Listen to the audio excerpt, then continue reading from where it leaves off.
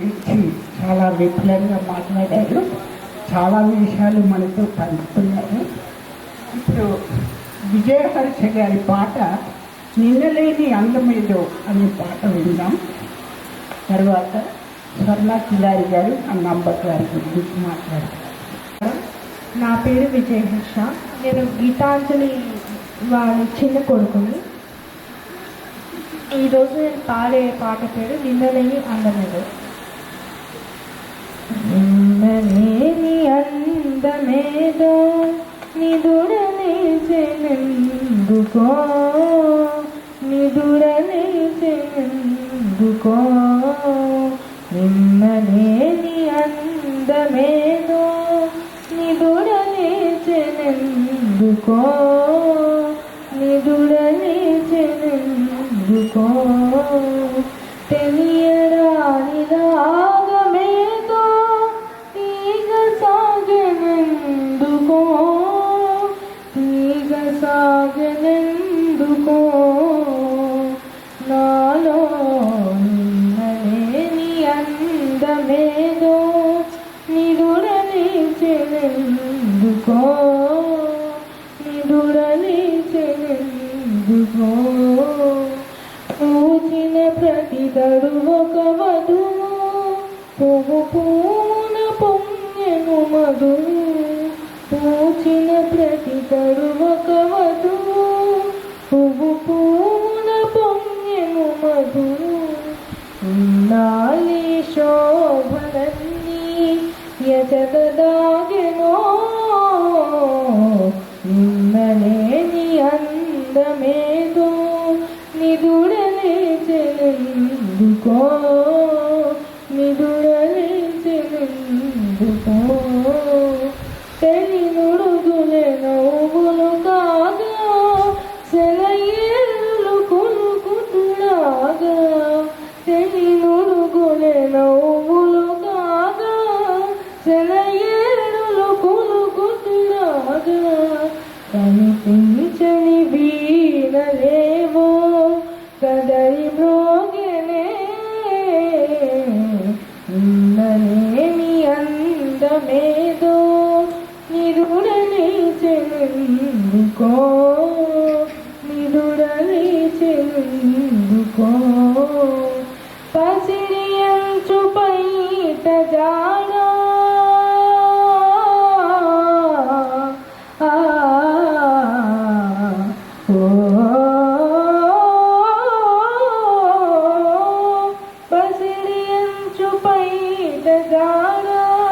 పయనించే మేఘమాల అరుణ కాంతి సోకగానే పరవశించనే,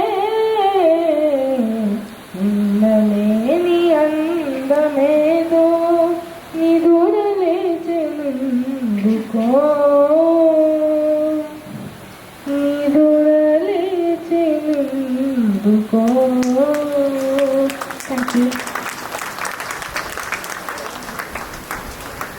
హర్ష వాళ్ళ అమ్మ పేరు నిలబెట్టేదా పాట పాడారు. ఇప్పుడు స్వర్ణ కిలారి గారు కన్నాంబ గురించి. స్వర్ణ కిలారి గారు రచయిత్రి, అనువాదకురాలు. 20 నుంచి 30 నిమిషాల లోపల వేదిక మీద ఉన్నటువంటి పెద్దలు, అలాగే వేదిక ఎదురుగా ఉన్నటువంటి పెద్దలు, మిత్రులు, శ్రేయోభిలాషులు అందరికీ మహిళా దినోత్సవ శుభాకాంక్షలు. చరిత్రలో ఒక రోజు అని అంటారు కదా, అలా మన మహిళల కోసం సృష్టించబడ్డ ఈ మహిళా దినోత్సవం రోజున ఇందాక శారద గారు చెప్పినట్లు అద్భుతమైనటువంటి అపూర్వమైనటువంటి మహిళలు, రచయిత్రులు ఉన్న ఈ సభలో నేను మాట్లాడడం నా అదృష్టంగా భావిస్తూ ఉన్నాను.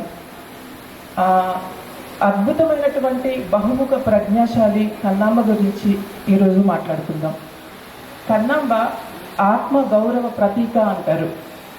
అది ఒక మంత్రి గారి సన్మాన సభ.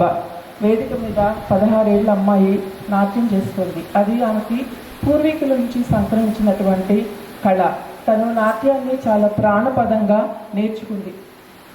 ఇంతలో సభలో నాట్యం చేస్తున్న ఆమెను చూసి ఒక ఆకతాయి ఆమెను చూసి కన్ను కొట్టాడంట. అంతే, ఆమెకు విపరీతమైన కోపం వచ్చేసి వేదిక మీదే కాలి గజ్జలు తీసి పక్కన పెట్టేసి నేను ఇంకెప్పుడు జీవితంలో నేను నాట్యం చేయను అని చెప్పేసి ఆవిడ ఆ స్టేజ్ దిగి వెళ్ళిపోయింది.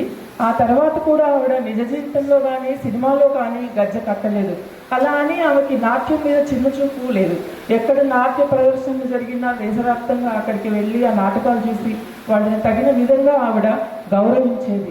మాట మనిషి ఒకటై బతికినటువంటి ఆ అపురూప మహిళ ఎవరో కాదు, కన్నాంబ గారు. రంగస్థల రాణిగా, సినిమా తారగా, సినిమా నర్తకిగా, సినిమా గాయనిగా వ్యక్తిత్వం మూర్తిభవించిన కరుణాకమలమే పరిమళించినటువంటి మానవతా మూర్తి కన్నాంబ బొమ్మకాలను దర్శించే ప్రయత్నం చేద్దాం. మొదటగా కన్నాంబ ఆవిడ జీవిత ప్రస్థానం రంగస్థలం నుంచి మొదలైంది. అప్పుడు ఆమెకి 16 ఏళ్ళు, 1921 సంవత్సరం. సత్యహరిశ్చంద్ర నాటకం చూడడానికి ఆవిడ వెళ్ళింది. శోకరసం అనేది మీకు తెలుసు చాలా ట్రికీ. కొంచెం దాన్ని ఏమన్నా తేడాగా చేస్తే అది అపహాస్యం పాలైపోయి అందరూ గేల్ చేస్తారు. సో అలా హరిశ్చంద్ర నాటకంలో చంద్రమతి పాత్ర వేస్తున్నటువంటి ఒక వ్యక్తి శోకంతో ఎత్తుకున్న పద్యాన్ని చాలా దారుణంగా పాడుతుంటే ప్రేక్షకులు కొంచెం గేలి చేశారట. సో వాళ్ళతో పాటు కన్నామ్మ గారు కూడా తన అసహనాన్ని కొంచెం బాహాటంగానే చెప్పేసరికి అతను ఆవిడ వైపు చూసి నీకు అంత బాగా వస్తే నువ్వు స్టేజ్ మీద ఇక్కడ నువ్వు చేసి చూపించు అని సవాల్ విసిరాడట. వెంటనే ఆవిడ మేకప్ వేసుకొని స్టేజ్ ఎక్కి చంద్రమతి లాగా రాగరంజితంగా ఆవిడ పాడుతున్నటువంటి విషాద పద్యాలు చూసి ప్రేక్షకులు కళ్ళ నీళ్ళతో చప్పట్లు కొట్టారట. అలా యాక్సిడెంటల్ యాక్టర్ అయినటువంటి కన్నాంబ అనేక నాటకాల్లో సావిత్రి, సత్యభామ, అనసూయ, చంద్రమతి వంటి స్త్రీ పాత్రలతో పాటు సత్యవంతుడు,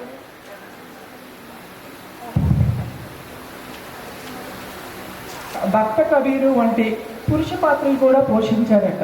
దొమ్మెటి సూర్యనారాయణ అనేటటువంటి నటుడితో ఆమె కలిసి చేసినటువంటి రంగూన్ రౌడీ అనే నాటకం దేశవ్యాప్తంగా పలు ప్రశంసలు పొందింది. కన్నాంబ తర్వాత బందరు బాలమిత్ర నాటక సమాజంలో పనిచేస్తున్నప్పుడు ఆవిడకి రంగస్థల దర్శకుడు కడారి నాగభూషణం గారితో పరిచయం అయింది. చాలామంది నాగభూషణం గారు అనగానే మామూలుగా మన రక్తకర్ణి నాగభూషణం గారు అనుకుంటారు, అంటే ఈ జనరేషన్ వాళ్ళు. సో ఆయనతో పరిచయం ప్రేమగా మారింది. ఆయన 1934లో ఆవిడని రెండో వివాహం చేసుకున్నారు.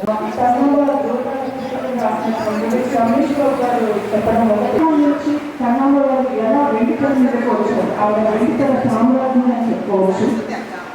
1930 దాదాపు 10 సంవత్సరాల తర్వాత ఉన్నారంట. సో వాళ్ళందరి లైఫ్ ఏమవుతుంది అని చెప్పేసి ఆవిడే తిరిగి ఆయనకి ఒక ఆఫర్ ఇచ్చారట. ఆఫర్ అంటే నాతో పాటు ఈ 22 మందిని కూడా మీరు సినిమాలో తీసుకుంటేనే నేను సినిమాలోకి వస్తాను అని.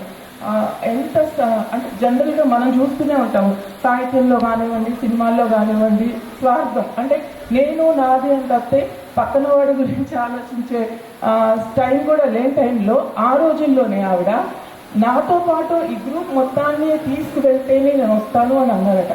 సినిమా ఆఫర్ అంటే చిన్న విషయమేం కాదు కదా.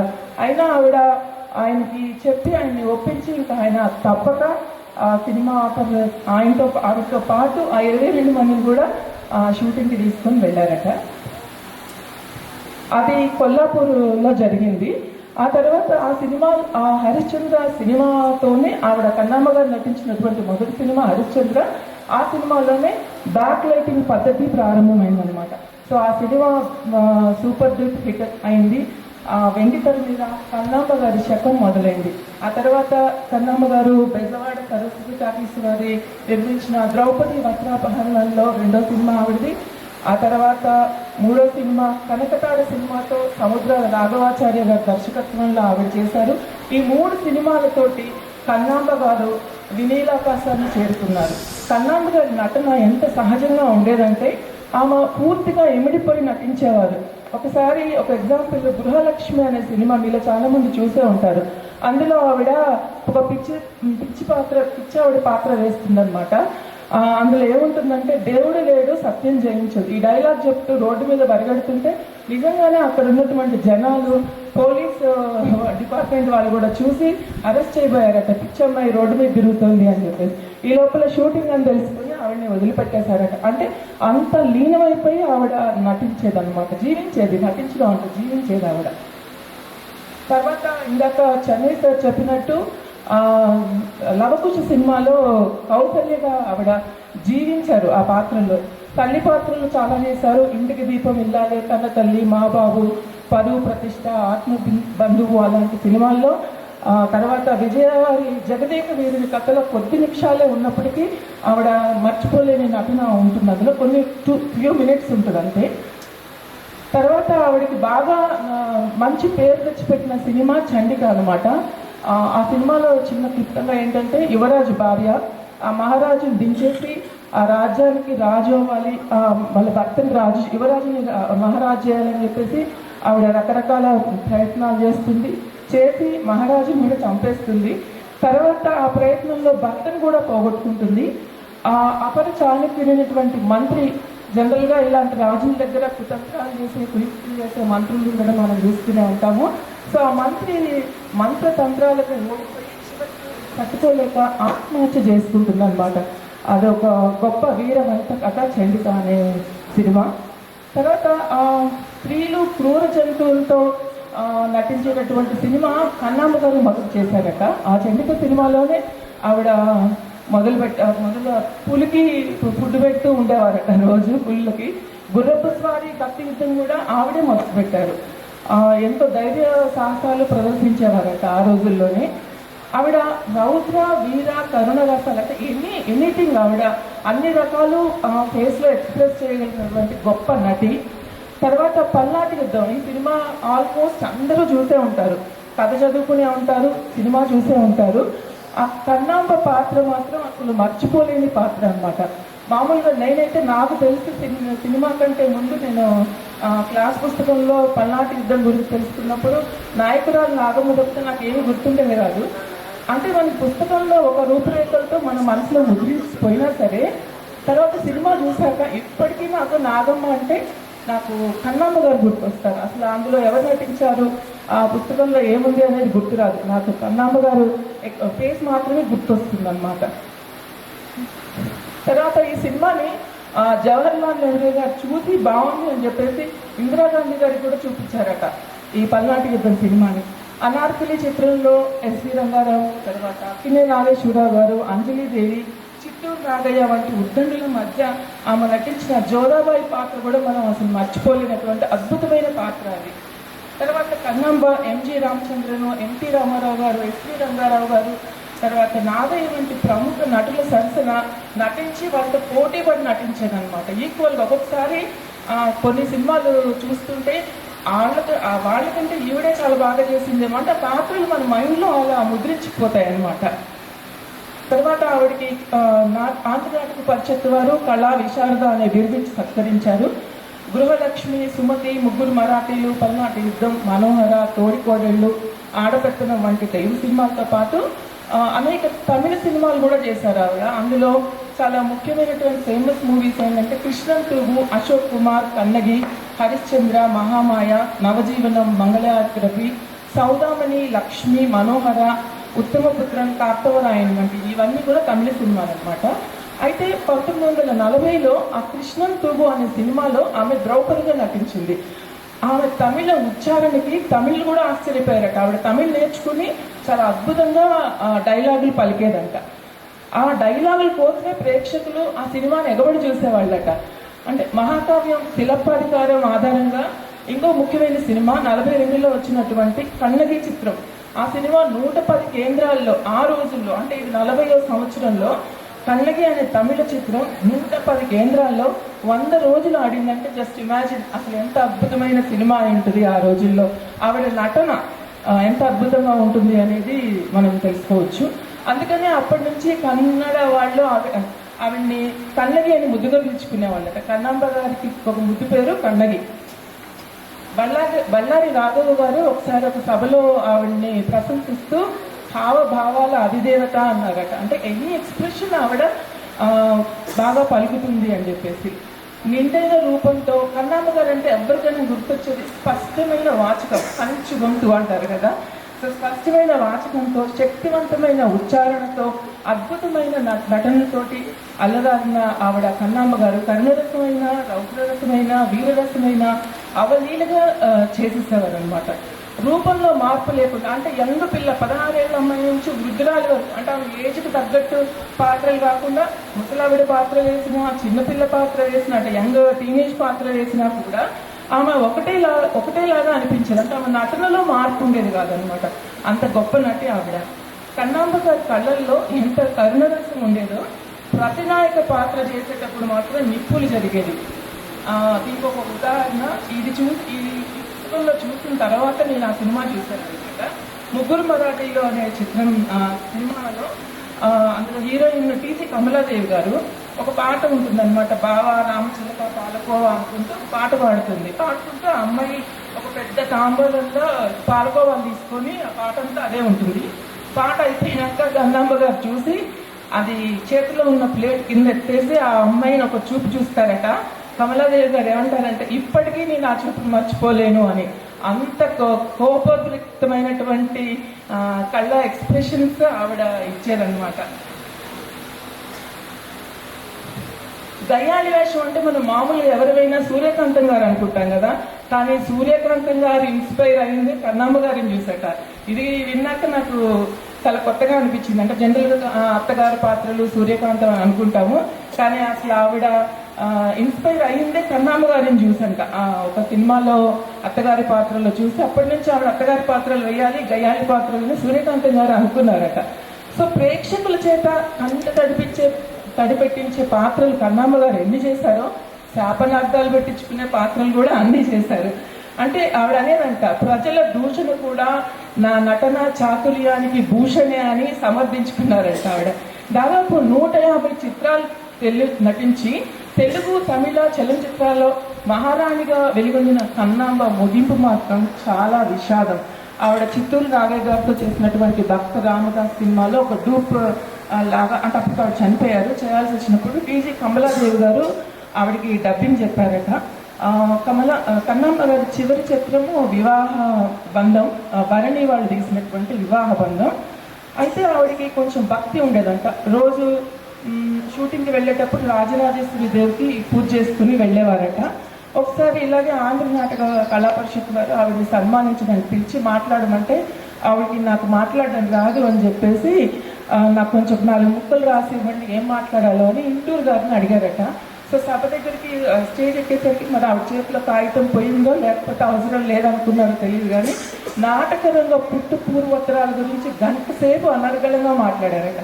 ఇంటూరు గారు అన్నారట, అనేకమ్మా మీరు రాసిమని చెప్పారు కదా అంటే, ఏమోనండి రాజరాజేశ్వరి దేవి నాతో అలా మాట్లాడించింది అని చెప్పారట ఆవిడప్పుడు.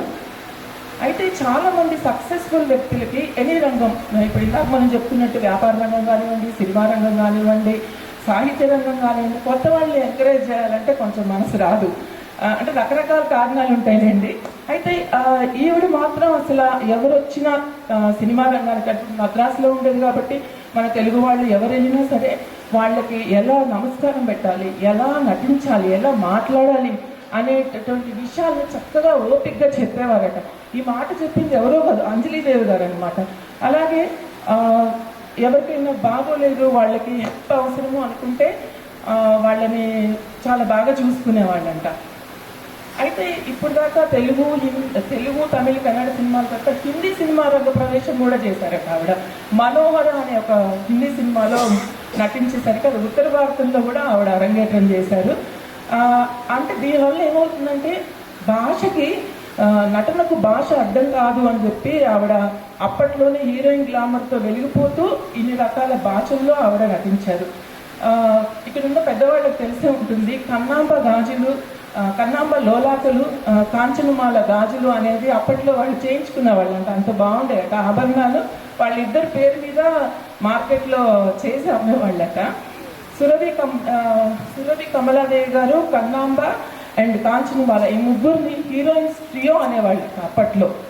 సినిమాల ద్వారా సంపాదించిన డబ్బుతో కన్నాంబ గారు బాగా ఐశ్వర్యవంతురాలయ్యారు. ఎంత అంటే ఆవిడ ఇంట్లో కిచెన్లో పప్పు డబ్బాల మధ్యలో కూడా నగలు పెట్టుకునేవాళ్ళంట. అంటే ఎక్కడ ప్లేస్ లేక కిచెన్లో కూడా పెట్టుకున్నారట.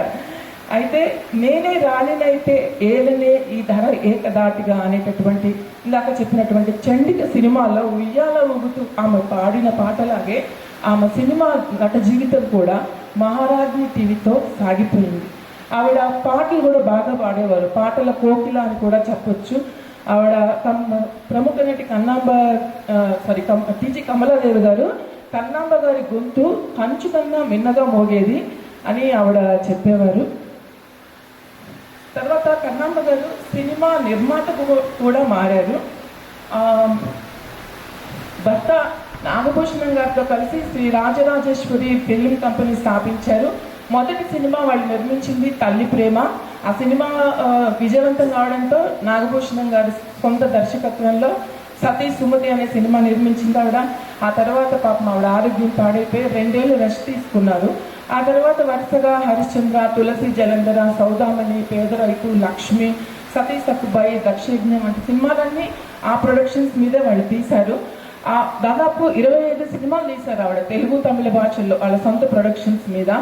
అయితే ఇంకో గొప్పతనం ఏంటంటే ఆ రాజరాజేశ్వరి ఫిలిం వాళ్ళకు ఒక మంచి పేరు ఉండేది ఏంటంటే జీతాలు సరిగ్గా టైంకి ఇచ్చేవాళ్ళంట. అంటే నెల 30వ తారీఖు చివరి రోజే జీతాలు ఇచ్చేసేవాళ్ళట. ఆ రోజుల్లో అంత టైం ప్రకారం ఇచ్చేవాళ్ళు ఉండడం అనేది కూడా చాలా ఆశ్చర్యంగా, చాలా అద్భుతంగా అనిపించింది.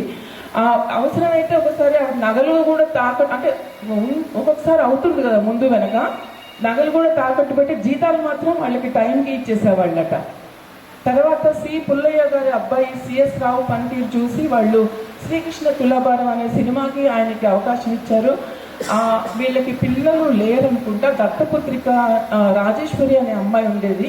ఆ అమ్మాయిని పుల్లారావు అనే సిఎస్ రావు గారిని పెళ్లి చేసుకున్నారు ఆయన. కానీ పాపం ఆ వివాహం ఎక్కువ కాలం నిలవలేదు. తర్వాత ఆయన రాజసులోచనని చేసుకున్నారు. ఆవిడేమంటారంటే రాజసులోచన కన్నాంబ గారి ఆశీస్సుల వల్లే నేను ఆయన్ని పెళ్లి చేసుకున్నాను అని చెప్తారనమాట.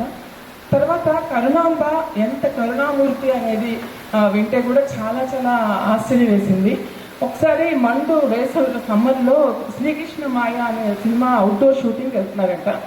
కారు ఆగిపోయింది, వేడికి బ్యానెట్లో నీళ్ళు అయిపోయి ఏం చేయాలో తెలీదు.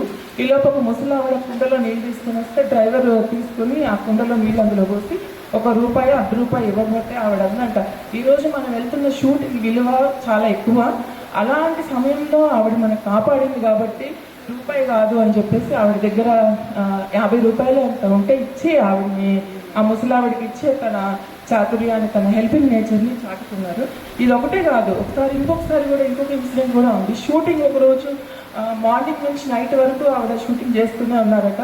ఆ రాత్రి 9 అయింది. ఇంకొక అంతకుముందు నటించినటువంటి సినిమా దర్శకుడు వచ్చి, అమ్మ రేపు పొద్దున రిలీజ్ ఉంది సినిమా, కొంచెం మీరు చెయ్యాలి, ఆ పాత్ర కూడా మీరు చేసేస్తే ఆ షూటింగ్ అయిపోతే నేను సినిమా రిలీజ్ చేసుకుంటాను అంటే, మార్నింగ్ నాన్ స్టాప్గా చేస్తున్నప్పటికీ రేపొద్దున అతను సినిమా రిలీజ్ అవ్వాలి కాబట్టి అతనికి రెస్పెక్ట్ ఇచ్చి సరే చేస్తానని చెప్పి ఆవిడ ఆయన షూటింగ్కి వెళ్ళినప్పుడు అక్కడ ఒక గర్భిణీ స్త్రీని చూసిందనమాట. చూస్తే అమ్మాయి చాలా వీక్గా ఉంది. ఏంటి నువ్వు పొద్దున్న నుంచి కనపడ్డావు, మళ్ళీ ఇక్కడికి వచ్చావేంటి అంటే, నాకు కొంచెం ఏదో సర్జరీ ఉంది, నాకు కొన్ని డబ్బులు కావాలి, అందుకోసం నేను ఎక్స్ట్రా పని చేస్తున్నాను అంటే, నువ్వు ఇప్పుడు ఇంటికి వెళ్ళిపో, నీకు ఎంత కావాలో నేను అంత పంపిస్తానని మర్నాడు నిజంగానే ఆవిడ ఆపరేషన్ కావాల్సిన డబ్బులు పంపించి ఆవిడ ఆదుకుంది. అంతటి కరుణామూర్తి కన్నాంబ గారు. తర్వాత చివరిగా కన్నాంబ గారి పరాజయ పర్వం. సిరి సంపదల రాకడా పోకడా ఎవరి ఎరుకలో ఉండదంటారు కదా. ఆమెకి ఆస్తులు ఎలా వచ్చాయో అలాగే పోయాయి. 51 తర్వాత అంటే 1951 తర్వాత ఆవిడ సొంత నిర్మాణ సంస్థ నిర్మించినటువంటి సినిమాలు వరుసగా పరాజయం పాలయ్యాయి. ఆ టైంలో ఆవిడ అక్కినేని, సిఎస్ఆర్, ఏలంగి, సూరిబాబు, ఎస్వర్ లక్ష్మి వీళ్ళందరితో పాటు వాళ్ళందరితో తీసినటువంటి సౌదామిని అనే సినిమా ఆడలేదు. 52 తర్వాత నాగభూషణం గారు దర్శకత్వం వహించిన పేదరైతు అనే సినిమా కూడా పరాజయం అవుతుంది. అంటే వరుసగా పాపం ఆవిడకి పరాజయాలు రావడం మొదలుపెట్టాయి. ఇన్కమ్ ట్యాక్స్ వల్ల బాకీలో తెలీదు, లేకపోతే కంపెనీ కోసం చేసిన అప్పులో తెలియదు, కానీ మొత్తానికి ఆవిడ ఆస్తి హారతి కర్పూరంలాగా కరిగిపోయింది. థర్డ్ పార్ట్ ఏంటంటే కన్నాంబ గారి భర్త చివరి రోజుల్లో నాగభూషణం గారు ఒక పెద్ద హోటల్లో చిన్న రూమ్లో దండం మీద ఒక జత బట్టలు, ఒక తువాలు, ట్రంక్ పెట్టెలో ఒక 2 బట్టలు, ఆ గోడ మీద కాంతులు ఏమిటినటువంటి కన్నాంబ గారి ఫోటో తప్పితే ఏమీ లేవట. అది చూసి బాధపడి అక్కినేని నాగేశ్వరరావు గారు ఆయన సినిమాలో నటించినటువంటి ఆ కృతజ్ఞతతోటి ఇంకా కొంతమంది ఫ్రెండ్స్తో కలిసి కొంత ఫండ్ ఏర్పాటు చేసి ఆయనకి బ్యాంకులో వేసి వచ్చే ఇంట్రెస్ట్ ఆయన గడవడానికి అన్నట్టుగా ఆయన ఏర్పాటు చేశారట అక్కినేని నాగేశ్వరరావు గారు. అయితే ఈయన చాలా పెద్ద పెద్ద కార్లలో తిరిగారు. ఒకసారి ఇట్లానే బస్ స్టాప్లో కనపడితే అభిమానిని ఒక అతను అన్నాడంట, ఈసారి నేను కారులో దించుతానంటే, ఇవాళ నువ్వు దించుతావు బాగుంది, మరి ఏ టైం దించుతారు అని చెప్పి ఆయన కారు ఎక్కడానికి కూడా నిరాకరించారట. అది ఆయన వ్యక్తిత్వం. ఆయన అనేవారంట, కన్నాంబ రాకతో నా జీవితంలో లక్ష్మీ సరస్వతులు 2 వచ్చాయి. ఆమె చనిపోవడంతో లక్ష్మీ లేదు, సరస్వతి లేదు. ఈ వృద్ధాప్యంలో నాకు తోడుంటుంది అనుకున్నాను. నా ముందే సుమంగళిగా పోవాలని ఆమె కోరుకుంది, ఆమె కోరిక తీర్చుకుంది. కానీ నేనే నిస్సహాయుడిని అయ్యాను. నాలో శక్తి కూడా ఆమె తీసుకుపోయింది. ఆమె వెళ్తూ నా శక్తి కూడా తీసుకుపోయింది. ఇక నన్ను కన్నాంబ పిలుస్తుంది, నేను వెళ్ళిపోతాను అని చెప్పి పాపం ఆయన మల్లిప్రియ నాగరాజు గారితో అన్న కొన్ని రోజులకి ఆయన కూడా చనిపోయారట. కన్నాంబ నింగి తెలిసినటువంటి నక్షత్రం. 3 దశాబ్దాలు తెలుగు సినీ ప్రపంచంలో మహారాణిలాగా దగదగలాడినటువంటి కన్నాంబ గారు తన 52వ ఏట, చాలా యంగ్ ఏజ్ కదా, 52 ఏళ్ళ కంటే తుది శ్వాస విడిచారు.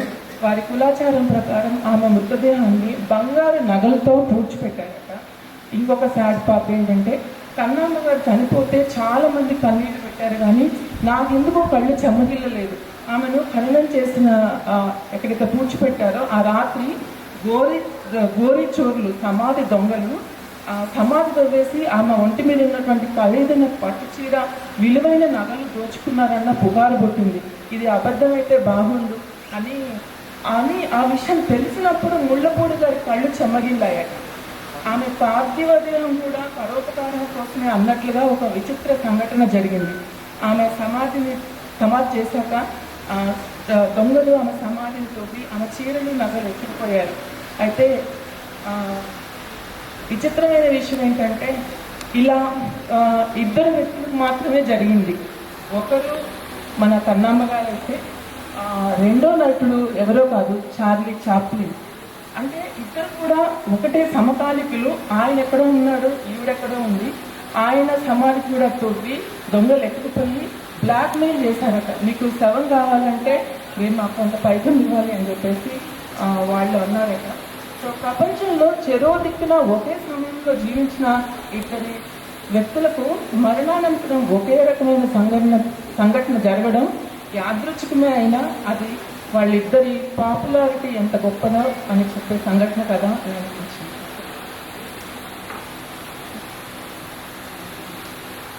ఈ అవకాశం ఇచ్చినటువంటి ఇంత అద్భుతమైన రోజున ఇంత గొప్ప వాళ్ళ మధ్యలో కూర్చుని ఒక 10 నిమిషాలు కన్నాంబ గారి గురించి మాట్లాడే అవకాశం ఇచ్చినటువంటి గంగాపతి చెన్నై గారికి మరోసారి కృతజ్ఞతలు తెలుపుతున్నాను. ఈ వ్యాసం కోసం నేను తీసుకున్నటువంటి రిఫరెన్స్లు ఒకసారి చెప్తాను.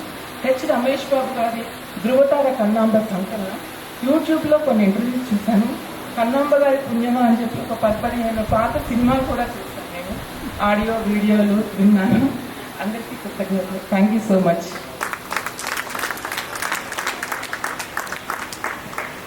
ఇప్పుడు రచయిత్రి, సాహిత్య విమర్శకురాలు డాక్టర్ మరొకటి దేవేంద్ర గారు, ఆరుట్ల కమలాదేవి గారి గురించి 20 నిమిషాలు ప్రసంగిస్తారు.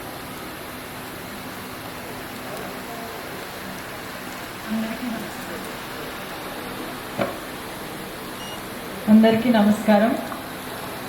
ఈరోజు శ్రీమతి సుశీలా నారాయణ రెడ్డి ట్రస్ట్ ఆధ్వర్యంలో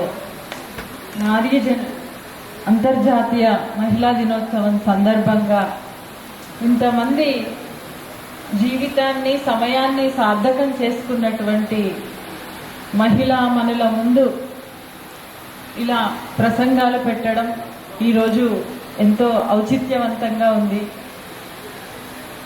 అందరికీ పేరు పేరున అంతర్జాతీయ మహిళా దినోత్సవ శుభాకాంక్షలు. అలాగే ఇక్కడికి వచ్చినటువంటి రచయితలు, కవులు, మహాపురుషులైనటువంటి వారికి పేరు పేరున నమస్కారాలు తెలియజేస్తున్నాను. సభాధ్యక్షులు ప్రముఖ సాహితీవేత్త స్వాతి శ్రీపాద మేడం, పల్లవి మేడం, అట్లాగే సుమిత్ర పార్థసారథి మేడం, స్వర్ణ కిలారి గారు మరియు అందరికీ పేరు పేరున నమస్కారాలు తెలియజేస్తూ, నేను ఇవాళ ఒక ఫీల్తో వచ్చాను. ఆ ఫీల్ ఏంటంటే, ఉస్మానియా యూనివర్సిటీ మెట్లెక్కుతున్నప్పుడు ఇవి సినారే గారు ఎక్కిన మెట్లు కదా అని ఫీల్ అవుతూ ఎక్కుతామన్నమాట. అలాగే తెలుగు శాఖకు వెళ్ళినప్పుడు సినారే గారు కూర్చున్నటువంటి చైర్ ఉంటుంది అక్కడ. మేము వెళ్ళినప్పుడల్లా ఇది సినారే గారు కూర్చున్న చైర్ కదా అనుకుంటూ ఫీల్ అవుతాం. అలాగే తెలుగు శాఖ హెడ్ ఆఫ్ ది డిపార్ట్మెంట్కి వెళ్ళినప్పుడు అక్కడ శాఖాధ్యక్షుల సీటు వెనుక 3 జ్ఞానపీఠ అవార్డు గ్రహీతల ఫోటోలు ఉంటాయి. అందులో సినారే గారిని చూస్తాం. ఇలా ఇవాళ విశ్వంబరను చూస్తున్నాను, విశ్వంబర నిలయాన్ని, అంటే వారు నడయాడిన నేలను, వారున్న నివాసాన్ని చూస్తున్నానంటే నాకు చాలా, అంటే మా కాలేజీ పక్కన, కోటి ఉమెన్స్ కాలేజీ పక్కన ఉన్న సారస్వత పరిషత్కి ఎప్పుడూ వెళ్తూనే ఉంటాము. ఈరోజు విశ్వంబరికి వస్తున్నానంటే నాలో ఏదో తెలియని ఉత్సాహం పొంగిపొరలింది. నిజానికి ఇవాళ సీఎం గారు వస్తున్నారు మా కాలేజీకి. రాత్రి 2 దాకా అక్కడే ఉన్నాం. నేను అనుకున్నాను, డిసైడ్ అయిపోయాను, తెల్లారి వరకు అక్కడ వర్క్ చేసినా పర్వాలేదు, ఈరోజు ప్రోగ్రామ్ మాత్రం మిస్ అవ్వకూడదు అనేసి. ఇలా మరి ఇంత చక్కటి, ఇంత ఉదాత్తమైనటువంటి, ఎంత అంటే అనుభూతి చెందుతున్నానంటే, నేను వచ్చినప్పటి నుంచి ఇంతమంది గొప్ప వాళ్ళని, వారు ఈ జీవితాన్ని సార్థకం చేసుకున్నటువంటి వారిని ఇలా చూస్తూ ఉంటే ఈ సభ ఎంత గొప్పగా ఉందని అనిపిస్తుంది. అందరికీ పేరు పేరున నమస్కారాలు తెలియజేస్తూ, మరి నాకు ఇచ్చినటువంటి అంశం తెలంగాణ వీరనారి ఆరుట్ల కమలాదేవి గారు. కమలాదేవి గారు తెలంగాణ సాయుధ పోరాట యోధురాలు, అలుపెరగని కమ్యూనిస్టు నాయకురాలు, నిస్వార్థం కలిగినటువంటి ప్రజాసేవకురాలు, స్వతంత్ర వ్యక్తిత్వం కలిగినటువంటి మహిళామణి, శాసన సభ్యురాలిగా, ప్రతిపక్ష నాయకురాలిగా, రాజ్యాంగ హోదాలో మహిళా సాధికారతను చాటుకున్నటువంటి సమర్థురాలు ఆరుట్ల కమలాదేవి గారు. అటు పుట్టింటికి ఇటు మెట్టిరింటికే కాదు, తెలంగాణ గడ్డకే వన్నె తెచ్చినటువంటి వీరవనిత ఆరుట్ల కమలాదేవి గారు. ఒక సామాన్యురాలిగా పుట్టి ధైర్యంతో ముందుకు నడిచి భర్త ప్రోత్సాహంతో ఎదిగి ఒక ఆదర్శ మహిళగా చరిత్రలో నిలబడడం అన్నది అసామాన్యమైనటువంటి విషయమని ఇక్కడ చెప్పదలుచుకున్నాను. అయితే ఇందాక మేడంలు మాట్లాడినట్టుగా నా టాపిక్ కొంత చాలా డిఫరెంట్. నా టాపిక్ అర్థం కావాలంటే తెలంగాణ మట్టిలో, నేలలో జరిగినటువంటి పోరాటాల గురించి తెలియాలి. ఆ సాయుధ పోరాటం అందులో ప్రత్యేకమైనది. అవన్నీ తెలిస్తే తప్ప ఈ టాపిక్ అర్థం కాదు. అలా మరి ఒక తెలంగాణ ప్రాంతంలో నల్గొండ జిల్లా ఆలేరు తాలూకా మంతపురి గ్రామంలో ఒక మధ్యతరగతి రైతు కుటుంబంలో పుట్టారు. 1920లో పుట్టారు. మరి ఆనాడు పుట్టినప్పుడు కమలాదేవి అనే పేరేం పెట్టలేదు, రుక్మిణి అనే పేరును పెట్టారు తల్లిదండ్రులు. ఆ తర్వాత భర్త మార్చారు, కమలాదేవి అని పెడుతున్నాను అనేసి. అప్పుడు జాతీయ నాయకురాళ్ళు స్ఫూర్తితో కమలాదేవి అని పెడతాననేసి భర్త పేరు మార్చి మరి కమలాదేవి అని పేరు పెట్టి వివాహం చేసుకున్నారు. ఇలా మరి చిన్నప్పుడు తెలంగాణలో ఉర్దూ అధికార భాషగా ఉండేది. అంటే స్వాతంత్రానికి ముందు నిజాం రాజుల పరిపాలనలో అధికార భాష ఉర్దూ ఉండేది. కాబట్టి అన్ని మదర్సాలే ఉండేవి. చదువుకోవాలంటే ఉర్దూలోనే చదువుకోవాలి, ఉర్దూ భాషలోనే చదువుకోవాలి. అలాంటప్పుడు ఏం చేసేవాళ్ళంటే బాల శిక్షలు చదివేవాళ్ళు. అలాగే ఏదైనా పంతుల దగ్గర అక్షరాలను నేర్పించి తెలుగు నేర్పించేవారనమాట. అలా మరి అప్పుడప్పుడే పాఠశాలలు పెడుతున్నటువంటి ఆ వాతావరణంలో కమలాదేవి గారు రెండో తరగతి వరకు పూర్తి చేశారు, చదువుకున్నారు, పెద్దవాళ్ళ శిక్ష చదువుకున్నారు. అప్పుడు చిన్న వయసులోనే పెళ్లిళ్ళు చేసేవారు కాబట్టి 11 సంవత్సరాలకే తన మేనబావ తో వివాహం నిశ్చయమైంది కమలాదేవి గారికి. వారు మరి మనకు తెలుసు ఆరుట్ల రామచంద్రారెడ్డి గారంటే ఆయన ఒక తెలంగాణ సాయుధ పోరాటంలో ఒక లెజెండ్. ఆయన అంత గొప్పగా తన జీవితాన్ని ప్రజల కోసం త్యాగం చేసినటువంటి ఒక మహాపురుషుడు. అలాంటి ఆరుట్ల రామచంద్రారెడ్డి గారు మరి భువనగిరి తాలూకా కొలనపాక గ్రామానికి చెందినటువంటి వారు ఇంటర్మీడియట్ చదువుతున్నారు. అప్పటికి రెడ్డి హాస్టల్లో ఉండి ఉస్మానియా యూనివర్సిటీలో ఇంటర్మీడియట్ చదువుతున్నటువంటి వారికి ప్రపోజల్ వచ్చింది. నిజానికి అప్పుడే జాతీయ ఉద్యమంతో క్రియాశీలంగా స్ఫూర్తి పొందుతున్నారు వారు. ఆ సమయంలో చదువుకున్న అమ్మాయినే చేసుకోవాలనేది ఒక కోరిక ఉండేది. కానీ మేనమరదల్ని కాదనలేడు కాబట్టి అప్పుడు మేనమామకు కొన్ని షరతులు పెట్టాడు. ఏంటంటే పెళ్లిలో నేను చేసుకుంటాను కానీ నేను పెట్టిన షరతులను మీరు శిరసావహించాలి అని చెప్పాడు. పెళ్లిలో వధూవరులకు ఖద్దరు దుస్తులే కట్టాలి. రెండవది వరదక్షిణ అంగీకరించను. మూడవది వివాహం కాగానే ఆమెను చదువుకు హైదరాబాద్కు పంపాలి. అట్లాగే పెళ్లిలో మధు మాంసాలు వాడవద్దు. అలాగే పేరు రుక్మిణి కంటే నాకు కమలాదేవి అనే పేరు ఇష్టం అని ఇలా కొన్ని షరతులు పెట్టారు. ఆ షరతులన్నిటికీ అంగీకరించి వివాహం జరిగింది. అనుకున్నట్టుగానే రామచంద్రారెడ్డి గారు హైదరాబాద్ రాగానే అప్పటికి మెన్ హాస్టలే ఉంది కానీ ఉమెన్ హాస్టల్ లేదు, రెడ్డి హాస్టల్లో. అప్పుడు వారు వ్యవస్థాపకుడైనటువంటి కోత్వాల్ వెంకట్రామరెడ్డి గారి దగ్గరికి వెళ్ళారు. వెళ్ళి వీరు పురుషులకే కాదు స్త్రీలకి కూడా అమ్మాయిలకు కూడా హాస్టల్ వసతి కల్పిస్తే వాళ్ళు చదువుకుంటారు కదా, ఊర్లలో పాఠశాలలు లేవు, హైదరాబాద్లో మాడపాటి హనుమంతరావు బాలికల పాఠశాల లాంటివి ఆ రోజుల్లో ఉన్నాయి కాబట్టి మరి ఇది రిక్వెస్ట్ లెటర్ పెడితే వారు ఆప్తులైనటువంటి సురవరం ప్రతాప్ రెడ్డి గారు ఆనాడు ఎంతో గొప్ప సేవలు చేసినటువంటి పోరాటంలో ముందున్నటువంటి మాడపాటి హనుమంతరావు గారులతో చర్చించి వసతి గృహాన్ని వెంటనే ఏర్పాటు చేయించారు. అందులో హాస్టల్లో మొదటి విద్యార్థినిగా హాస్టల్లో చేరినటువంటి వారు ఆరుట్ల కమలాదేవి గారు. అలా మరి భర్త ప్రోత్సాహంతో హైదరాబాద్కి వచ్చి హాస్టల్ని ఏర్పాటు చేయించుకొని అలా మాడపాటి హనుమంతరావు గారు పెట్టినటువంటి బాలికల పాఠశాలలో చదువుకోవడానికి ముందుకెళ్లారు. ఆ రోజుల్లో ఒకవైపు గ్రంథాలయోద్యమం ఉవ్వెత్తున కొనసాగుతూ ఉంది. నిద్రాణమయ్యున్నటువంటి తెలంగాణను మేల్కొల్పేటటువంటి ప్రయత్నంలో అందరూ పనిచేస్తున్నారు. మరొక వైపు జాతీయోద్యమం ముమ్మరంగా దేశవ్యాప్తంగా తను వీరోచితంగా పోరాటం చేస్తూ ఉంది.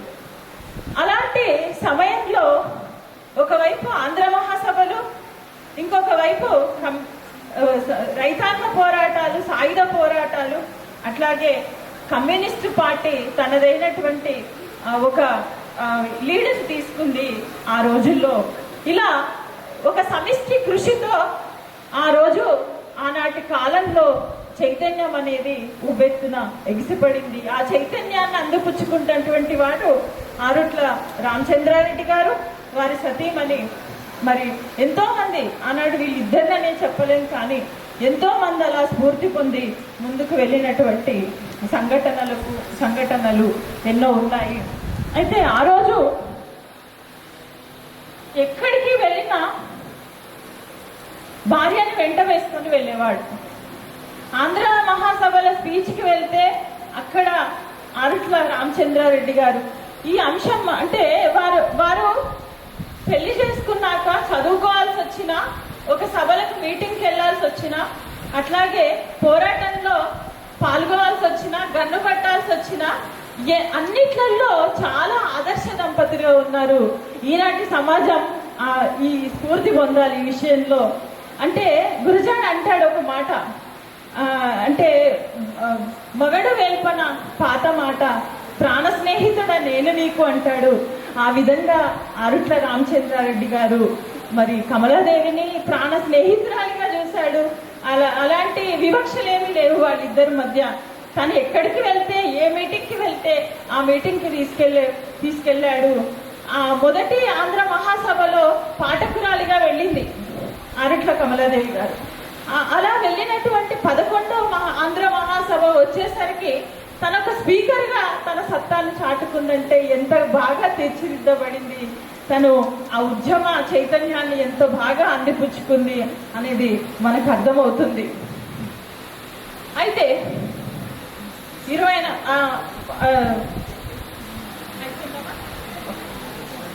5 minutesలో ముగిస్తాను. ఆ రోజు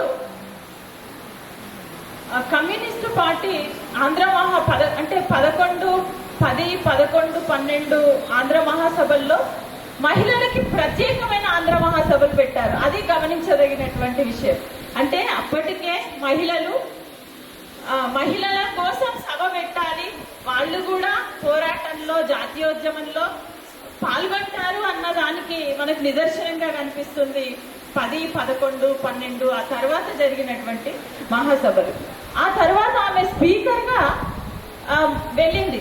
అంటే తను మాట్లాడుతుంటే మల్లు స్వరాజ్యం లాంటి వాళ్ళు నేను ఉద్యమంలోకి వెళ్ళాలి అని స్ఫూర్తి పొందినటువంటి వాళ్ళు. అంటే ఆమె ఎంత ధారాళంగా ప్రసంగించగలిగింది. అట్లాగే ఆత్మరక్షణ కోసం మహిళలు గన్నెట్లా పట్టాలి, శత్రువులు దాడి చేసినప్పుడు వాళ్ళ మీద ఏ విధంగా ఎదురుదాడి చేయాలి అన్నదానికి ఆ రోజుల్లో కమ్యూనిస్ట్ పార్టీ ఆత్మరక్షణ శిబిరం అని పెట్టింది విజయవాడలో. దానికి వెళ్ళి గన్ను బట్టి కాల్చడం నేర్చుకున్నారు ఆట్ల కమలాదేవి గారు. అప్పుడు ఒక పిలుపునిచ్చారు ఆంధ్ర మహాసభల తరఫున. పిలుపునిచ్చినప్పుడు మీరు వయోజన విద్య చెప్పాలి, కానీ నిజాం రాజ్యంలో అది అంగీకరించారు కాబట్టి వంటశాల పేరుతోటి పైకి వంటశాల అని ఉంటుంది, లోపలనేమో అందరూ అక్షరాలు రాయడం, వాళ్ళ పేర్లు రాయడం నేర్చుకుంటారనమాట. అలాంటి ఒక సంవత్సరం పాటు పాఠశాలను నడిపినటువంటి వీరవనిత కమలాదేవి గారు. ఆ తర్వాత ఆ రోజుల్లో అంటే ఎప్పుడైతే కమ్యూనిస్టులకి అంటే ఒకవైపు స్వాతంత్రం వస్తుంది అని తెలిసింది, మరొక వైపు నిజాం రాజ్యం కమ్యూనిస్టు పార్టీని నిషేధం విధించింది. అప్పుడు ఈ నాయకులందరూ ఆత్మరక్షణ కోసం ఎక్కడో అజ్ఞాతాల్లో ఉండవలసినటువంటి అవసరం ఏర్పడింది. ఆ సమయంలో ఒక సంవత్సరం బాబు ఉన్నాడు, ఆయన పేరు విప్లవ్ రెడ్డి అని పెట్టారు. ఆ సంవత్సరం బాబును బంధువులకు అప్పజెప్పేసి మరి భర్తతో పాటు అడవుల్లోకి వెళ్ళి మరి ఆ సాయుధ పోరాటాన్ని నడిపే విధంగా దున్నేవాడిదే భూమి అనే నినాదాన్ని ఇచ్చింది. అప్పటికే రైతులందరూ కూడా దొరల మీద వీరోచిత పోరాటం చేస్తున్నారు. అవసరమైతే మా రక్తాలను అర్పిస్తాం, కానీ మేము దున్నుకున్నటువంటి భూమి మాదే అనేసి ఒక నినాదంతో ముందుకు ఆ రోజు నిజంగా ఒక రక్తసిక్తమైనటువంటి చరిత్ర కనిపిస్తుంది మనకు తెలంగాణలో. ఒకవైపు రజాకర్లు, ఒకవైపు ఏమో వెట్టి చాకిరి, మరొక వైపు ఏమో ఇలాంటి రైతాంగ సాయుధ పోరాటం తీసుకున్నటువంటి ఇట్లాంటి ఒక ఏమంటారు వీరోచితమైనటువంటి పోరాటాలన్నీ కూడా మనకు నిజంగా అలాంటి కాలం వస్తుందా, ఇలాంటి మనుషులు పుడతారా నిజంగా అనేది ఎన్ని పోరాటాలను ఎన్ని సంక్లిష్ట దశలను దాటుకొని తెలంగాణ ప్రజలు ఈనాడు మరి అంతర్జాతీయంగా జాతీయంగా వివిధ రాష్ట్రాలతో పోటీపడి ముందుకు వెళ్తున్నారు అనిపిస్తుంది నిజంగా. ఎందుకంటే ఇక్కడ ఉర్దూ భాష అధికారం, ఇక్కడ భాష సమ్మిళితమై ఉంది ఉర్దూ సాహిత్యంతో. మరి రాజకీయ పరిస్థితులను ఏమనలేం, దానివల్ల వచ్చేటటువంటి ఆర్థిక సమస్యల్ని ఏమనలేం, కానీ అలాంటి ఒక క్లిష్ట దశను దాటుకొని తెలంగాణ ప్రజలు ఎంతో ముందుకు వెళ్ళారని మాత్రం చెప్పవచ్చు, ఘంటాపదంగా చెప్పవచ్చు. అయితే ఇలా ఆ రోజుల్లో గెరిల్లా పోరాటం అని, ఇది ముఖ్యమైన అంశం మేడం, ఇది ఏమనుకోవద్దు. అప్పుడు గెరిల్లా పోరాటాలను చేసేవాడు. ఈ గెరిల్లాలకు ఇచ్చేటటువంటి శిక్షణ ఏంటంటే వాళ్ళు గుప్పిట్లో కారం పొడి పట్టుకొని శత్రువులు వస్తే దాడి చేయాలి. అట్లాగే చెట్ల వెనుక వెదురు కర్రలు పెట్టేవాళ్ళు. అది శత్రువులు పోలీసులు దాడి చేసినప్పుడు ఎదురు కర్రలు తీసి వాళ్ళని కొట్టేవారు. అట్లాగే రాళ్లతోని కొట్టేవాడు. ఇలా చేస్తున్నప్పుడు గోతులు తవ్వి దాని మీద గడ్డి పెట్టి మట్టి పెట్టి అది రోడ్డులాగా అనిపించే దాంట్లో పోలీసుల వ్యాన్లు పడిపోతే అప్పుడు మళ్ళీ వీళ్ళు దాడి చేసి వాళ్ళని పిస్తలతో చంపేవాళ్ళు. ఇది గెరిల్లా పోరాటం. ఈ గెరిల్లా పోరాటంలో రామచంద్రారెడ్డి దంపతులు ఒకసారి చిక్కుకొని ఒకవైపు గుట్టెక్కుతున్నారు. ఇప్పుడు అక్కడ ఏ ప్లేస్ అని చెప్పేంత సమయం లేదు, కానీ ఆ గుట్ట ఎక్కుతున్నారు. పోలీసుల కళ్ళల్లో పడేసరికి వీళ్ళు దొరకకూడదు. ఒకవైపు రామచంద్రారెడ్డి బలాన్ని తెచ్చుకొని ఆ గుట్ట ఎక్కుతున్నారు. ఈ లోపల కమలాదేవి గారు వెనుక ఎక్కుతున్నారు. నేను ఎక్కలేను, నేను చనిపోయినా పర్వాలేదు, మీరు మాత్రం నాయకుడు, మీరు దొరకడానికి వీల్లేదు, నా గురించి ఆలోచించకండి, మీరు ముందుకు వెళ్ళిపోండి అని అన్నప్పుడు అక్కడ ఒక నిమిషం ఆగి రామచంద్రారెడ్డి గారు లేదు ఏం కాదు, నీకు కన్ను బట్టి పెంచడం వచ్చి కదా, ఇగో ఇక్కడ ఉన్నాయి చూడు 2 గన్నులు తీసుకో అని తీసుకొని ఇద్దరు మరి ఆ గన్నులు పేల్చి ఆ పోలీసులను తుదముట్టించి అడవిలోకి ఆ చెట్ల మధ్యలోకి వెళ్ళిపోయి మళ్ళీ అమ్మయ్య బతుకు జీవుడు అనుకుంటూ అక్కడ ఇద్దరిలో ఎవరికేమైనా ఇబ్బంది అయ్యేది. అప్పుడు తన ప్రాణం తృణంగా పెడదామని అనుకుంది ఆరుట్ల కమలాదేవి. అందుకే ఆరుట్ల కమలాదేవి గారు భర్త చాటు భార్య కాదు, అంటే ఆమెకి ఒక వ్యక్తిత్వం ఉంది. ఆమె ఇలా ధైర్యంగా పోరాటంలో పాల్గొని తన ప్రాణాలను అర్పిద్దామనుకునేటటువంటి ఆదర్శ మహిళలు ఎంతమంది ఉంటారు అని అనిపిస్తూ ఉంటుంది. ఇలా ఆ తర్వాత జీవితం అంతా కూడా ఇంకా మనం చెప్పుకోవాల్సినటువంటి అవసరమే లేదు. 3 సార్లు శాసనసభ్యులుగా ఎన్నికయ్యారు కమ్యూనిస్టు పార్టీ ద్వారా. ప్రతిపక్ష నాయకురాలి హోదాను అనుభవించారు, నిండు జీవితాన్ని అనుభవించారు, భర్త ప్రేమను పొందారు, పిల్లల ప్రేమను పొందారు. ఆ తర్వాత వారికి గౌరవ డాక్టరేట్ ఇచ్చింది కాకతీయ విశ్వవిద్యాలయం. ఇవన్నీ మామూలువే, కానీ ఆమె స్వాతంత్రానికి ముందు ఆమె తీసుకున్నటువంటి నిర్ణయాలు, ఆమె జీవితాన్నంతా ప్రజల కోసం త్యాగం చేసినటువంటి తీరు, ఆనాటి పరిస్థితులు పిలుపునిచ్చినప్పుడు ఆ పరిస్థితుల వెంట ఆమె పరిగెత్తినటువంటి తీరు ఈనాడు మనం ఎంతో స్ఫూర్తి పొందాల్సినటువంటి అవసరం ఎంతైనా ఉంది అనిపిస్తుంది. నాకు అవకాశం ఇచ్చినటువంటి గంగా మేడం గారికి, చెన్నయ్య సార్కి ప్రత్యేకమైనటువంటి ధన్యవాదాలు తెలియజేస్తూ ముగిస్తున్నాను. డాక్టర్ ముత్యాల గోవిందరాజులు నాయుడు మోచులెత్తింది ఆంగ్ల కవయిత్రిగా. ఆమె ఒక ఆంగ్ల కవయిత్రి మాత్రమే కాదు, రాజకీయవేత్త, సంఘ సంస్కర్త, స్త్రీ అభివృద్ధి కోసం పాటుపడిన స్త్రీ. ఆమె గురించి చెప్పుకోవాలంటే మాటలు చాలవు. కానీ 11 ఏట హెచ్ఎస్సి పాస్ అయి తన మేధను చాటుకున్న మేధావి ఆవిడ. 11 ఏళ్ళకే స్కూల్ చదువు పూర్తి చేశారు. తండ్రి అఘోరనాథ్ చట్టోపాధ్యాయ, తల్లి కూడా కవయిత్రే. తండ్రి ఆమె మీద చాలా ఆశలు పెట్టుకున్నాడు. ఈమెను ఎలాగైనా ఒక గణిత శాస్త్ర నిపుణురాలను లేకపోతే విజ్ఞాన మేధావిని చేయాలని ఆశలు పడ్డారు. కానీ లెక్కలు రాని సమయంలో చుక్కల్లో విహరిస్తూ 1300 పంక్తుల కవిత రాస్తున్నారు. అంటే ఇక్కడ ఏంటంటే ఇష్టాయిష్టాలు అనేవి ఎవరు శాసించేవి కాదు. కానీ తండ్రి ఆమె ఆశయాన్ని, ఆమె అభిలాషని గౌరవించారు. ఆమె రాసిన నాటకాన్ని హైదరాబాద్ నిజాంకి పంపించారు. ఆయన ఎంతో ఉత్తేజితులై స్కాలర్షిప్ ఇవ్వడంతో లండన్ వెళ్ళి కేంబ్రిడ్జ్లో చదువుకున్నాడు. ముత్యాల నాయుడిని మతాంతర వివాహం కులాంతర వివాహం చేసుకున్నా కూడా 8 మంది పిల్లల్లో పెద్ద కూతురిగా పుట్టిన ఆమె తనని చాటుకున్నారు. అలాగే ఆమె 5 పిల్లలు. పద్మజ నాయుడు ఆమె కూతురే. ఆమె తర్వాత రాజకీయాల్లోకి వచ్చింది పద్మజ. అంటే మన స్వాతంత్ర సమర సమయంలో ఎన్నో పాత్రలు పోషించారు. స్త్రీల ఓటు హక్కు గురించి మాట్లాడారు. స్త్రీల ఓటు లేకుండా, స్త్రీ స్వతంత్రం అనేది లేకుండా భారత స్వతంత్రం అసాధ్యమని గట్టిగా నొక్కి చెప్పారు. ఆమె ఎంత ప్రయత్నించినా కూడా ఓటు హక్కు అనేది మళ్ళీ మన వాళ్ళ మీదే వదిలేశారు. అయినా ఆమె తన ప్రయత్నాలు మానలేదు. ఆమె మారలేదు. తొలి గవర్నర్గా ఎన్నో గొప్ప పదవుల్ని పోషించారు. అలాగే కవయిత్రిగా కూడా గోల్డెన్ థ్రెషోల్డ్ పేరుతో కవిత సంకలనాన్ని ప్రచురించారు.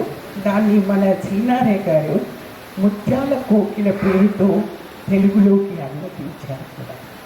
ఆయన అనువదించిన ఒక కవిత మనం చూసి తీరాల్సిన కవిత ఒకటి ఉంది.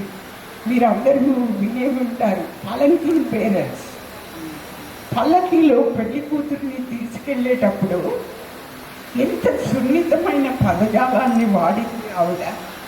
దాన్ని అంతకంటే సున్నితంగా నారాయణ రెడ్డి గారు అనువదించారు.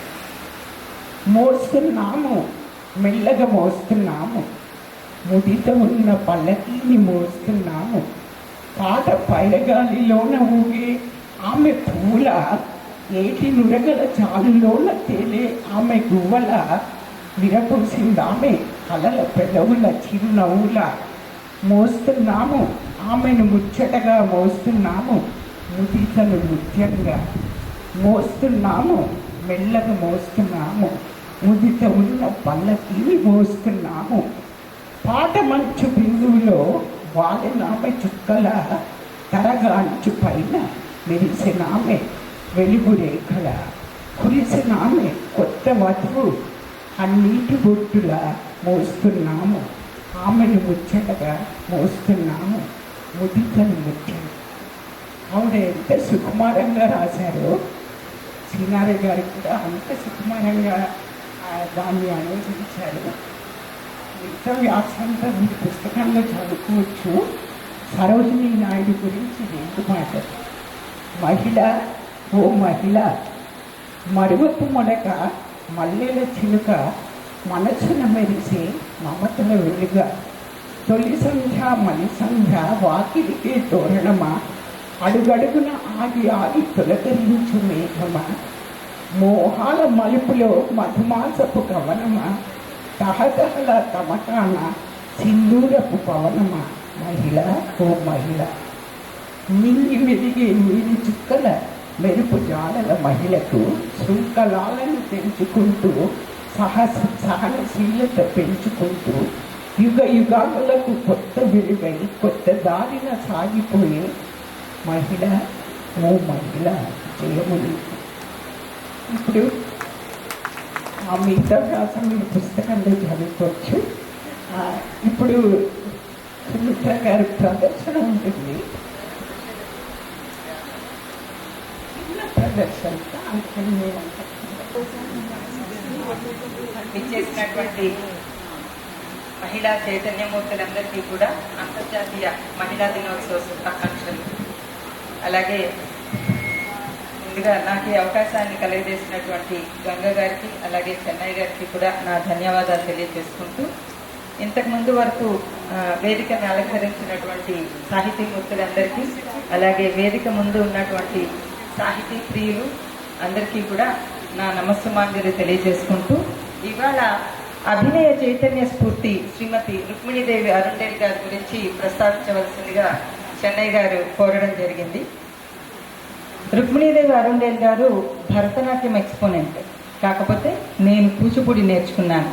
అందువల్ల కొంత దుస్సాహసం చేసి రుక్మిణీదేవి అరుండేల్ గారి జీవిత చరిత్ర గురించి అయితే నేను చెప్పగలుగుతున్నాను. కానీ ఆవిడ చేసినటువంటి అభినయాన్ని మనం భరతముని అనేటువంటి ఆయన రచించినటువంటి నాట్యశాస్త్రం ఆధారంగా భారతదేశంలో ఉన్నటువంటి వివిధ నృత్య నాట్య సంప్రదాయాలు ఏవైతే ఉన్నాయో అటు ఉత్తరాది నుంచి దక్షిణాది వరకు కథక్ కానీ లేకపోతే మణిపూరి కానీ ఒడిస్సీ కానీ కూచిపూడి భరతనాట్యం కథకళి మోహిని అట్టం మీరు ఏ నాట్య సంప్రదాయాన్ని గురించి ప్రస్తావించినప్పటికీ కూడా ప్రధానంగా భరతుని యొక్క నాట్యశాస్త్రం దానికి మూల సూత్రం కింద తీసుకోవడం జరుగుతుంది. తర్వాత దేశీపరంగా వచ్చినటువంటి సంప్రదాయాలన్నింటినీ కూడా వారు స్వీకరించి ఆయా కర్తలు రచించినటువంటి సూత్రాన్ని కూడా వారు స్వీకరించి ప్రాంతీయంగా ఉన్నటువంటి వారి యొక్క క్రియేటివిటీని, ఎందుకంటే నాట్యం కానీ సంగీతం కానీ సాహిత్యం కానీ ఇవన్నీ కూడా ఒక సృజనాత్మకమైనటువంటి కళకు సంబంధించినవే కాబట్టి వారి యొక్క సృజనాత్మకతను చేర్చి ఆ నాట్యాన్ని పెంపొందించడం జరిగింది. అయితే ఇటువంటి సృజనాత్మకతను ఒక ప్రభంజనంగా సృష్టించినటువంటి వనిత ధీర వనిత రుక్మిణీదేవి అరుండేల్ గారు. ధీర వనిత అని ఎందుకన్నానో ముందు మనం రుక్మిణీదేవి అరుండేల్ గారి గురించి తెలుసుకున్నప్పుడు తెలుస్తుంది. సూక్ష్మంగా 3 విషయాల్లో ఆవిడ గురించినటువంటి మహోన్నత్యాన్ని కనుక తెలియచేయాలి అంటే అప్పటి వరకు సదర్ నాట్యంగా పేరు పొందినటువంటి ఆ నాట్యాన్ని లాయర్ ఈ కృష్ణయ్య గారితో కలిపి భరతనాట్యం అని చెప్పి పేరు మార్చడంలో ఉన్నతమైనటువంటి పాత్ర వహించినటువంటి ఆవిడ శ్రీమతి రుక్మిణీదేవి అరుండేల్ గారు. అలాగే మరొక విషయం, భరతనాట్యంలో ఇవాళ మీరు ఏ నాట్య ప్రదర్శన చూసినప్పటికీ కూడా జంత్రవాద్యాలు వైలిన్ వంటి పరికరాల్ని ఇంట్రడ్యూస్ చేసినటువంటి వ్యక్తి కూడా శ్రీమతి రుక్మిణీదేవి అరుండేల్ గారు. అలాగే విద్యుత్ అలంకరణ మనం ఏవైతే ఇవాళ మనం చూస్తున్నామో వీటన్నిటికీ నాంది పలికినటువంటి ఆవిడ రుక్మిణీదేవి అరుండేల్ గారు. అలాగే ఆవిడ యొక్క దార్శనికత మనం చూసినట్లయితే ఒక్కొక్క కొరియోగ్రఫీలో ఆవిడ ఇంట్రడ్యూస్ చేసినటువంటి పద్ధతిని మనం గమనించినట్లయితే ఇవాళ నాట్యం భరతనాట్యం ఇంత మహోన్నత స్థితికి చెందడానికి చేరడానికి నాంది బీజాలు 20వ శతాబ్దంలో వేసినటువంటి వనిత శ్రీమతి రుక్మిణీదేవి అరుండేల్ గారు.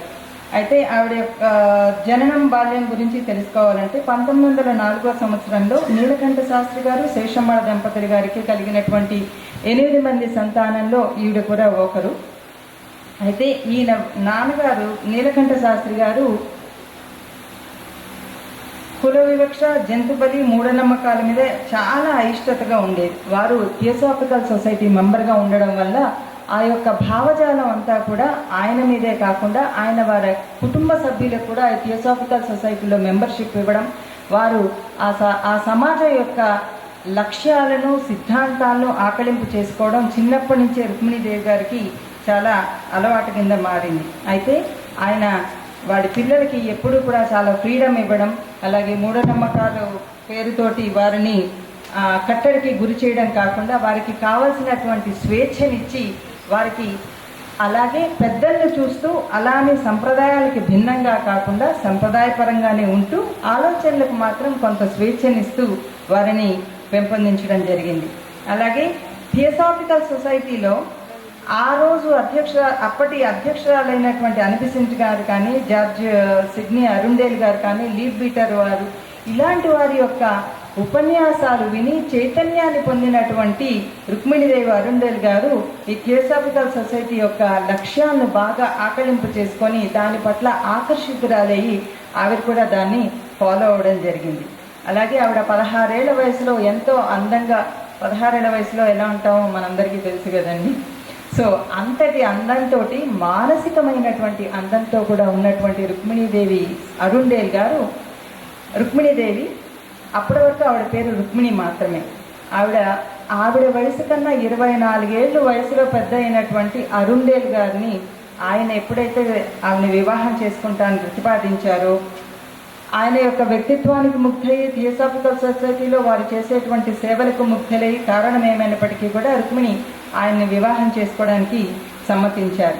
కాకపోతే ఈవిడ సనాతన బ్రాహ్మణ కుటుంబానికి చెందినటువంటి రుక్మిణి 24 ఏళ్ళు వయసులో పెద్దవాడు అలాగే పాశ్చాత్య దేశీయుడు అయినటువంటి అరుండేల్ని వివాహం చేసుకుంటానంటే నాటి సమాజం ఎంతగా గర్హించి ఉంటుందో మనందరికీ తెలిసినటువంటి విషయమే. అయినప్పటికీ కూడా ఆవిడ యొక్క స్వేచ్ఛకు, ఆవిడ యొక్క ఊహలకు ప్రాతినిధ్యాన్ని వహిస్తూ వారి కుటుంబ సభ్యులు ఆవిడని ఎంతగానో ఎంకరేజ్ చేయడం జరిగింది. 1920 సంవత్సరంలో ఆవిడ అరుండేల్ గారిని వివాహం చేసుకొని రుక్మిణి అరుండేల్గా స్థిరపడ్డారు.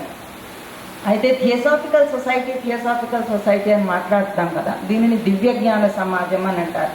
ఈ దివ్యజ్ఞాన సమాజం అంటే ఏంటి, అది దాని యొక్క లక్ష్యం ఏంటి, రుక్మిణీదేవి అరుండేల్ గారు ఎంతగా ప్రభావితమవడానికి కారణం ఏమై ఉంటుంది అంటే, ఈ దివ్యజ్ఞాన మతంలో ప్రధానమైనటువంటి అంశం పునర్జన్మలో విశ్వాసం.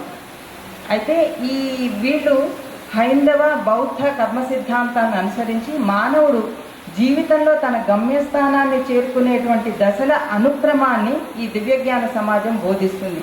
హైందవ సమాజంలో మనం చూడండి, బ్రహ్మచర్యం అని, గృహస్థం అని, వానప్రస్థం అని, సన్యాసం అని, ఇట్లా దశాలక్రమంగా మనం ఏ విధంగా అయితే పాటిస్తామో అలాగే బౌద్ధంలో ఉన్నటువంటి వివిధ దశలు ఏంటి, అలాగే ప్రపంచంలో ఉన్నటువంటి ఇతర ఫిలాసఫీస్, దర్శన శాస్త్రాల యొక్క మతాల యొక్క సారాంశం ఏంటి, వాటిలో ఉన్నటువంటి తారతమ్యాలు ఏంటి, వాటిలో ఉన్నటువంటి సిమిలారిటీస్ ఏంటి, వీటన్నిటినీ కనుక క్రోడీకరించినట్లయితే సర్వమానవ సౌందర్య కేంద్రాన్ని స్థాపించవచ్చు అన్నటువంటి ఒక లక్ష్యంతో ఈ దివ్యజ్ఞాన సమాజం ఎంతగానో పాటుపడింది. దీనికి గాను టిబెట్ వంటి దేశాల్లో సిద్ధులు, మహాత్ములు ప్రబోధించినటువంటి ప్రాణ రహస్య శక్తుల్ని కూడా నేర్చుకొని దానిలో విశేషమైనటువంటి కృషి చేశారు ఈ దివ్యజ్ఞాన సమాజ సభ్యులు. ఇక్కడ మనం గుర్తుంచుకోవాల్సినటువంటి విషయం ఏంటంటే, టిబెట్ కానీ, నేపాల్ కానీ, అంటే తూర్పు ఆసియా ఖండాలో ఎక్కడైతే ఈ బౌద్ధ మత ప్రచారం విరివిగా జరిగిందో, ఈ బౌద్ధ మతం యొక్క లక్ష్యాలను అలాగే సూత్రాలను ఆకలింపు చేసుకున్నటువంటి వారు,